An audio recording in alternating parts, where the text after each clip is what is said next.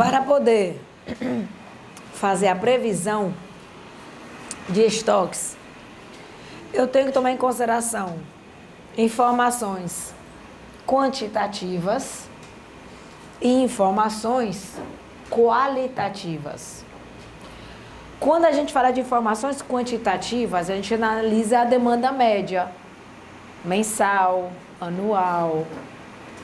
A gente pode considerar, inclusive, tomar em consideração as questões do ambiente, por exemplo, qual é a renda per capita da população, o salário mínimo, salário médio, qual é o tamanho da família, se as pessoas moram mais em casa, qual é o tamanho da casa, qual é o tamanho do apartamento, porque tudo isso vai interferir na hora de fazer a previsão de estoques de materiais. Se eu vou fazer um estoque de sofás grandes ou de sofás pequenos, mesas grandes ou mesas pequenas. Eu tenho que também tomar em consideração informações quantitativas em relação à altura. Você sabia que os sutiãs aqui em Fortaleza são diferentes dos sutiãs, do tamanho dos sutiãs em outros países? A mesma coisa a parte de baixo, a calcinha. Tudo isso são informações quantitativas, que na hora de fazer a previsão de estoque, eu tenho que tomar em consideração. Eu tenho que tomar em consideração informações qualitativas. Qual é a opinião dos vendedores, de acordo com a experiência deles, qual vai ser a aceitação daquele produto ou serviço. Ou seja, realmente tomar em consideração o que é que os especialistas, o consumidor, o fornecedor têm a falar sobre aquele produto ou aquele serviço, a tendência em si. E para isso, eu posso analisar 3 modelos matemáticos: consumo constante, consumo sazonal e o de tendência. Existem alguns produtos que, dependendo se a pessoa ganha mais ou ganha menos, o consumo permanece constante. Por exemplo, você está fazendo uma série de planejamentos e programas de como é que você vai atuar quando você se tornar servidor público e ganhar não sei quanto. Aí você vai dizer, eu vou comprar mais isso, eu vou comprar mais aquilo outro, vou viajar para acolá. Essas são as informações que você toma em consideração na hora de demandar um produto ou serviço. Só que eu aposto que em nenhum momento você está dizendo assim, quando eu passar no concurso eu vou comprar mais sal, ou vou comprar mais água. Não, porque o sal não depende da quantidade que você ganha. Não depende se é janeiro, fevereiro ou março. Então, existem alguns produtos que o consumo ele é constante. Ele pode até aumentar, mas constantemente, devido ao crescimento do tamanho da população. Mas ele é constante, não há uma oscilação. Alguns produtos vamos ter alguma oscilação maior, e aí se transforma em um produto sazonal. Mas, por exemplo, digamos que eu tenho um produto que a demanda é de 480 unidades em janeiro, 510 em fevereiro, 490 em março, 500 abril e assim vai. Eu não posso considerar esse produto sazonal. Basta ter 5 finais de semana ou 4 finais de semana, basta ter um feriado que vai ter uma oscilação pequena. Para ser considerado produto sazonal, essa alteração para cima ou para baixo, ela tem que ser maior que 35% da demanda. Tipo, eu vendi em janeiro 100 unidades. E aí em fevereiro eu vendi 180. Aumentou aqui 80% a demanda. Então ele é considerado sazonal. E aí em março eu vendi 35 unidades. Diminuiu, não sei, 300, 400, 500%. E aí em abril aumentou e estou vendendo agora 75 unidades. Mais do que 100% de aumento. Esse produto é considerado sazonal. A gente acha às vezes que a sazonalidade é só quando acontece uma vez por ano, tipo ovo de Páscoa. Não. Basta que a oscilação seja superior ou igual a 35%. Para que vocês possam ver melhor, peguem aí a questão 51 da sua apostila. Olha só. Tem mais ou menos esse gráfico na questão 51. E diz assim: considerando o gráfico do consumo de determinado bem nos últimos 12 trimestres, apresentado abaixo, é correto afirmar que ele indica tendência crescente e comportamento sazonal. Primeiro de tudo, vamos ver se ele é crescente. Para saber se um gráfico é crescente, você pega os pontos mais altos do gráfico e une esses pontos.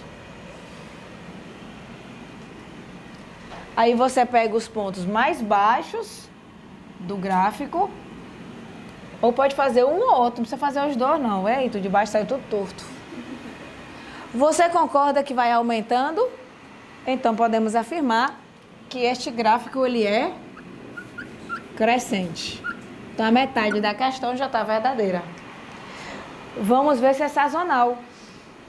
Observe que ele começa de uma demanda mais ou menos de 10 unidades. Aí ele passa mais ou menos para 17. De 10 para 17, aumentou em 70% o valor da venda. 70% é mais do que 35%. Então aqui é sazonal. De 17, aumentou mais ou menos para 31%. Isso é mais ou menos um aumento de 80% do valor da venda. Sazonal. De 31, passou mais ou menos para 9%. Diminuíram aqui 22 unidades, 60%. Sazonal. De 9, passou mais ou menos para 18. Aumentou 100%. Sazonal. De 18, passou para 38. Aumentou aqui 20 unidades. Isso significa que mais do que duplicou, mais do que 100%. Sazonal.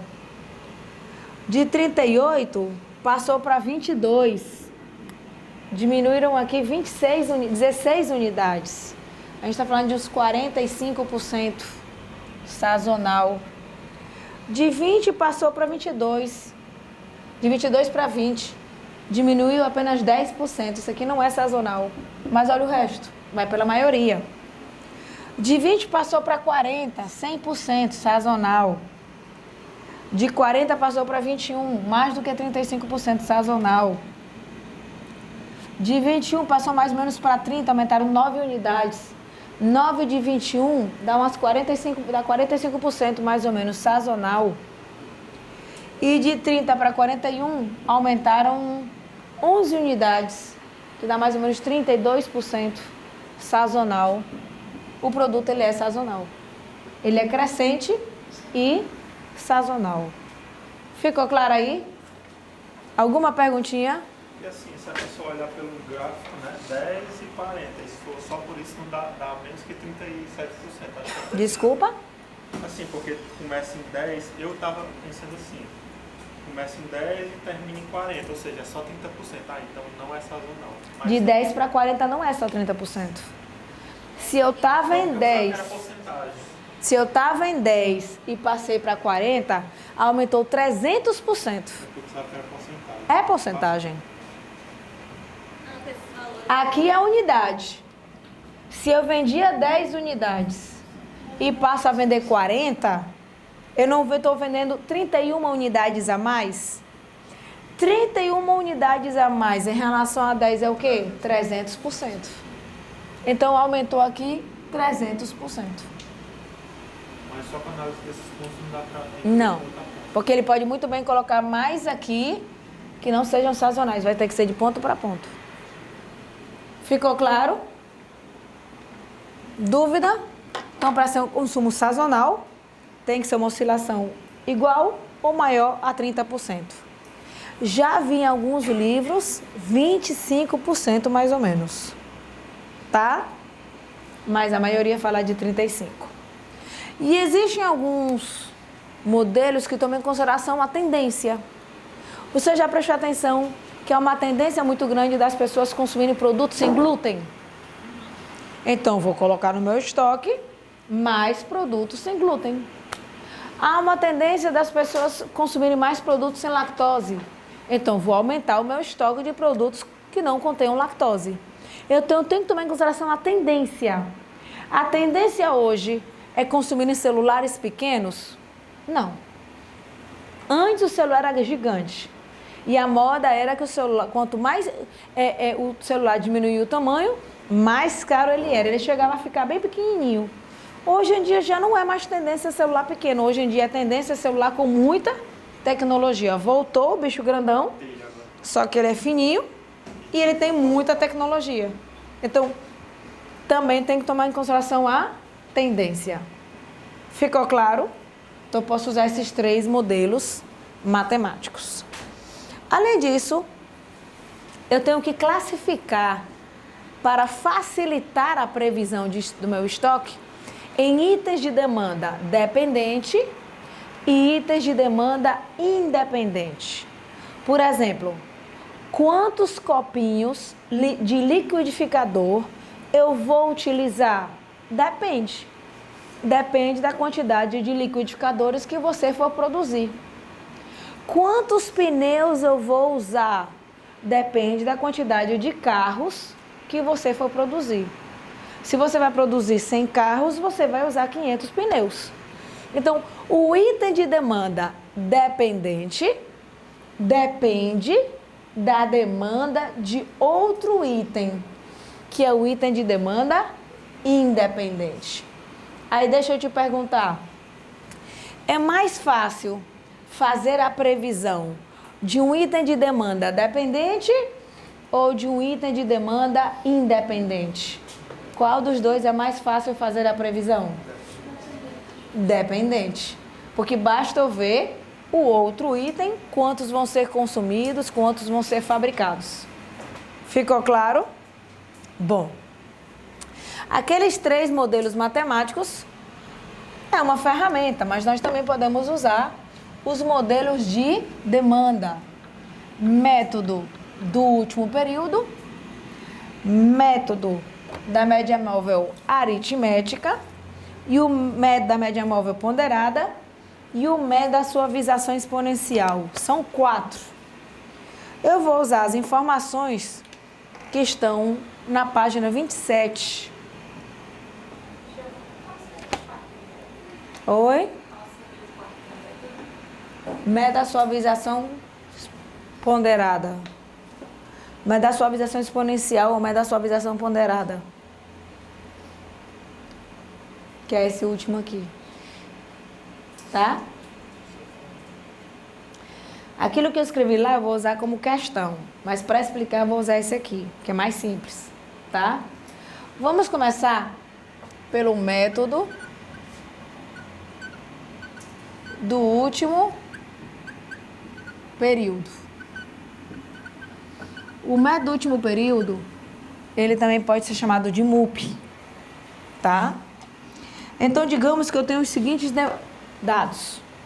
Em janeiro, eu usei 5.000 unidades, fevereiro, 4.400, março, 5.300, abril, 5.600, maio, 5.700, junho, 5.800, julho, 6.000. Deixa eu te perguntar, este método é sazonal? É fácil.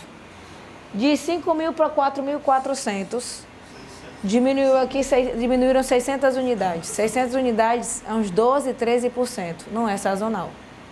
De 4.400 chegou a 5.300. Aumentaram 900 unidades, também não é acima de 30%, não é sazonal. Tá? Bom, o método do último período é simples. Ele pode pedir assim na sua prova. Faça a previsão para o mês de abril, de acordo com o método do último período. Se ele quer a previsão para o mês de abril, você vai copiar a demanda de março e colar para o mês de abril. Então, aqui vai ser 5.300.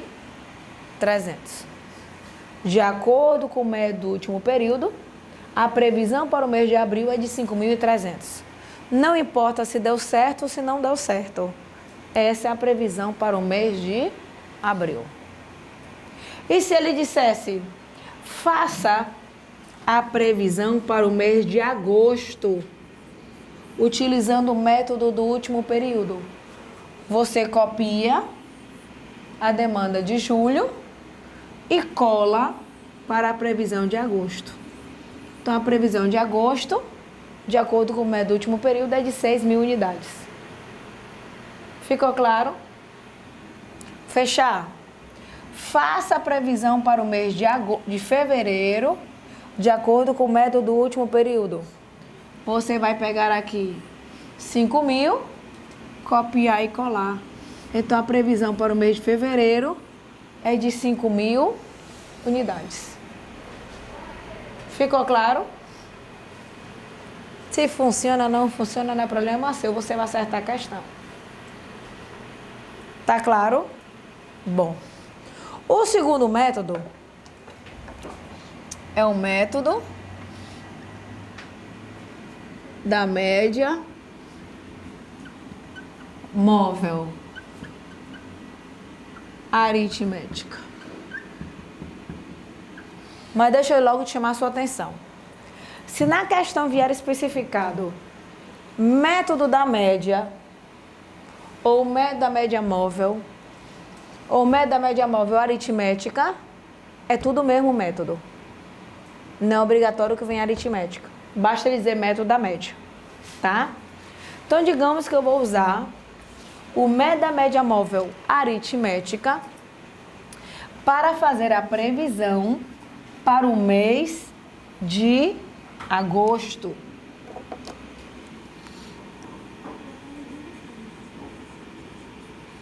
Eu vou somar todos esses valores.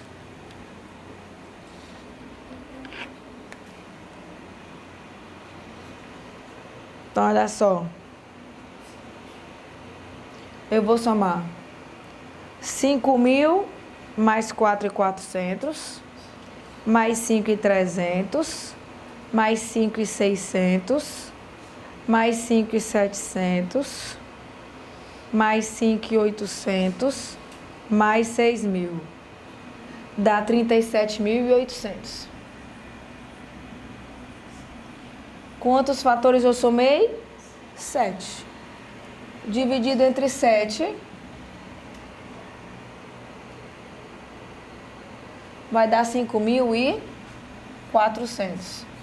Então, a previsão para o mês de agosto, de acordo com o método da média móvel aritmética, é de 5.400. Ficou claro? Ele pode pedir a previsão para o mês de agosto, utilizando os 3 últimos períodos. Aí você soma 5.700 mais 5.800 mais 6.000 e divide por 3. Não tem problema nenhum. Tá claro? Perguntinha. Pronto? Agora vem o terceiro método. Método da média móvel ponderada. Preste atenção que é quase idêntico, tá? Só que para ser ponderada, ela tem que vir especificada. E o método da média móvel ponderada, ele tem 3 regras. Primeiro vamos lembrar o que é ponderar. Por exemplo, se alguém te chama para sair um sábado, então tu tem uma prova domingo, você pondera. O que é mais importante? Me divertir no sábado ou estar bem dormido, bem descansado para a prova de domingo? Você atribui mais importância a estar bem descansado para a prova de domingo, não é assim? Pois então, aqui é atribuir importância de acordo com fatos que foram acontecendo durante o período. Na prática, a empresa toma em consideração se naquele mês ela fez mais propaganda, se naquele mês teve alguma greve de ônibus que prejudicou as vendas. Na prática, ele é altamente subjetivo, tá? Mas na prova eles tiram essa subjetividade. O que eles querem saber é se você domina o tema. O método da média móvel ponderada, você precisa saber que ele atribui valores menos importantes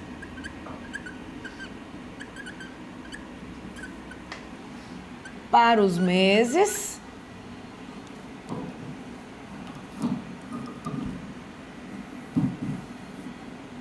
Ele atribui valores menos importantes para os meses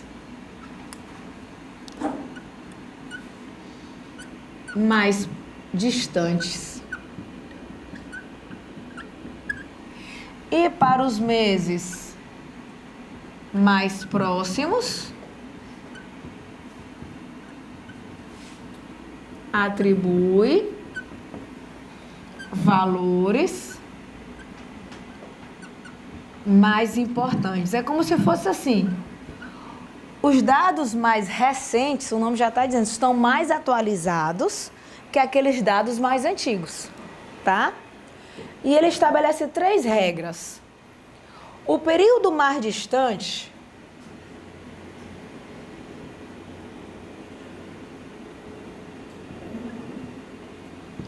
tem um valor de importância de 5%. Tá? O período mais próximo tem um valor de importância de 40% a 60%. Olha aqui a subjetividade. Em uma prova, o João pode botar 40, o Pedro pode botar 50, o outro pode botar 60, o outro pode botar 45. Então, ele elimina essa subjetividade, tá? E o somatório tem que ser igual a 100%. O que é que geralmente cai em prova? Na maioria das vezes, ele diz apenas a parte teórica. Os períodos mais distantes têm menos importância e os períodos mais recentes têm mais importância. Verdade, tá? Raras vezes ele pede para calcular. E quando ele pede para calcular, é muito comum ele te dar as porcentagens. Então, ele pode dizer assim: faça a previsão para agosto, sabendo os seguintes graus de importância. Janeiro, 5%. Estou fazendo aqui para simplificar nosso cálculo. Fevereiro, 10%. Março, 10%. Abril, 10%. Maio, 10%. Junho, 10%. Então, eu tenho 10, 20, 30, 40, 55. Se eu tenho 55 aqui, tem que ter essa 45 aqui, né? Pronto. Só para facilitar a vida. E eu vou facilitar mais ainda. Eu vou colocar aqui 50%, eu vou colocar 5 aqui. Pronto, acabou-se. Respeitei as 3 regras. O mais distante tem 5%. O mais próximo tem entre 40 e 60, o somatório deu 100. Acabou-se. Tá? Às vezes ele bota assim, 5, 8, 9, 15, 16, tá? E geralmente ele não usa um montão de meses. Geralmente ele usa 4, 5 estourando. Tá? Ele quer saber se você domina o método. Aí agora o que é que eu faço? Eu multiplico esse valor por esse valor. 5.000 vezes 5% dá 250, né? 4.400 vezes 5%, 2.200. 5.300 vezes 10%, 530. 5.600 vezes 10%, 560. 5.700 vezes 10%, 570. 5.800 vezes 10%, 580. E 6.000 dividido por 50%, 3.000. Pronto. Todos vocês já se inscreveram no nosso canal do YouTube, Curso Prime. Lá é cheio de aula gratuita, viu? No site cheio de material para você fazer download. Então, vamos lá. 250 mais 220 mais 530 mais 560 mais 570 mais 580 mais 3.000 dá 5.710.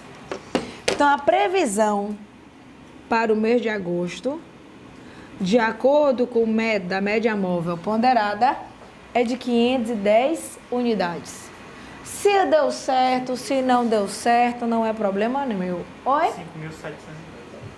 5.710. 5.710.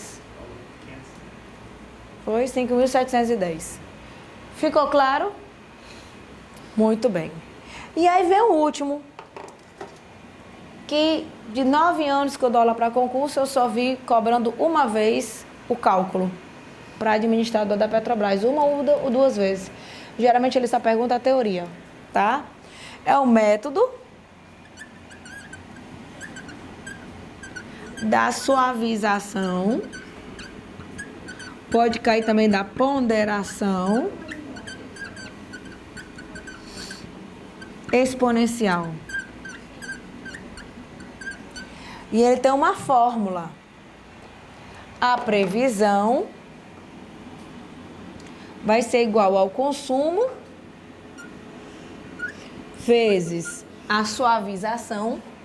O arroba vai ser a suavização. Tá? Mais 1 menos a suavização vezes PA. E o que seria o PA aqui? Previsão do período anterior.